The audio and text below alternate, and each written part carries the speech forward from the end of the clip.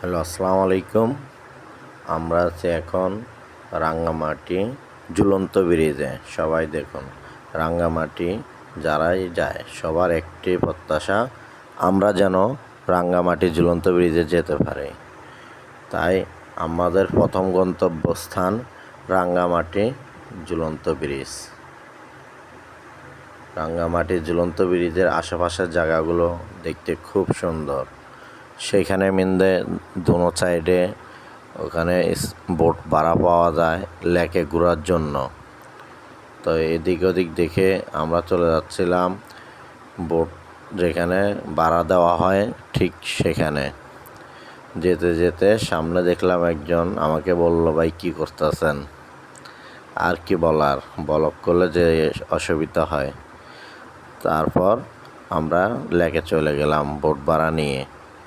একটা বোট নিয়ে আমরা কাপ্তাই লেক ঘোরার জন্য সবাই একসাথে বের হলাম। একটা বোট ভাড়া নিতে কয় টাকা লাগে এটা আপনাদের জন কয়জন ঘুরবেন এমনকি কত বড় নৌকা নেবেন সেটার উপরে বিবেচনা করে। তারপর আমরা ভাড়া করার পরে ওখানে নিয়ে আমরা যাওয়ার উদ্দেশ্যে রওনা দিলাম শুভলং ঝর্ণা। কিন্তু যেতে কিছুক্ষণ পরে আমাদের আর শুভলং ঝর্ণা থেকে যারাই আসতেছে সবাই বলতেছে যে ভাই ওখানে এখন বর্তমানে পানি নাই, আপনারা এখন যে কোনো লাভ নেই। সেজন্য আমরা লেকের চারপাশে ঘুরে চারদিকে আমরা দেখাশোনা করলাম। এখন আমাদের পাইলট বসে থাকার পরে আমাদের সাথে একজন কলিগ দেখেন নিজে ডাইভ করতেছে, মনে হচ্ছে মাঝিটা নতুন হয়েছে।